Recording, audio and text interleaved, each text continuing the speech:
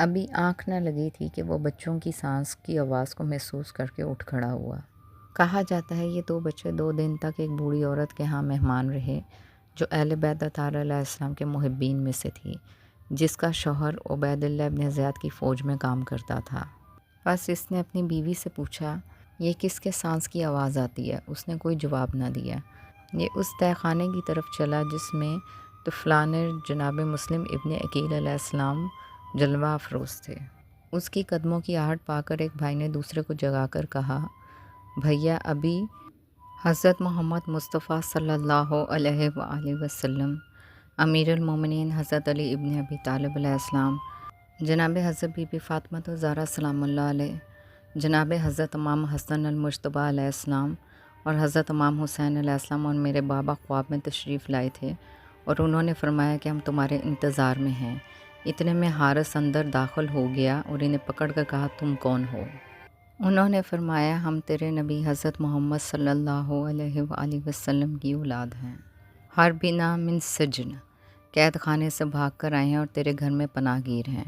اس نے کہا تم قید خانے سے بھاگ کر موت کے منہ میں آ گئے ہو۔ اس کے بعد اس نے ان یتیموں کے رخساروں پر اس زور سے تماچے مارے کہ یہ منہ کے بل گر پڑے۔ پھر اس نے ان کی مشقیں کس دیں اور ہاتھ پاؤں باندھ دیے۔ یہ بیچارے ساری رات اپنی بے بسی اور بے کسی پر روتے رہے۔ جب صبح ہوئی تو انہیں برلبے نہر قتل کرنے کے لیے لے چلا۔ بیوی نے فریاد کی، اسے ایک تلوار ماری۔ غلام نے روکا، اس کو قتل کر دیا۔ بیٹے نے منع کیا، اس نے اسے بھی قتل کر دیا۔ الغرض نہر فرات پر لے جا کر قتل کرنا ہی چاہتا تھا کہ بچوں نے کہا اے شیخ، 1 ہمیں زندہ عبید اللہ ابن زیاد کے پاس لے چل، 2 ہمیں بازار میں بیچ ڈال، 3 ہماری کمسنی پر رحم کر، 4 ہمیں 2 رکعت نماز پڑھنے کی اجازت دے۔ اس نے کہا قتل کے سوا کوئی چارہ کار نہیں ہے، البتہ نماز اگر پڑھتے ہو پڑھ لو، لیکن کوئی فائدہ نہیں ہے۔ الغرض بچوں نے وضو کیا اور 2 رکعت نماز ادا کی اور دعا کے لیے ہاتھ اٹھائے۔ اس ملعون نے بڑے بھائی کی گردن پر تلوار لگائی، سر مبارک دور جا گرا۔ چھوٹے بھائی نے دوڑ کر سر مبارک اٹھا لیا اور بھائی کے خون میں لوٹنے لگا۔ اس ظالم نے بڑے بھائی کی لاش پانی میں ڈال دی اور چھوٹے کا سر بھی کاٹ لیا۔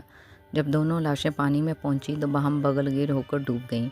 راوی کا بیان ہے کہ حارث نے جس وقت عبید اللہ ابن زیاد کے سامنے فرزند جناب مسلم ابن عقیل علیہ السلام کے سر پیش کیے، تام سم قد فل ذالک ثلاثہ، تو وہ 3 مرتبہ اٹھا اور بیٹھا، پھر حکم دیا کہ یہ سر اسی جگہ پانی میں ڈال دیے جائیں جس جگہ ان کے تن ڈالے گئے ہیں۔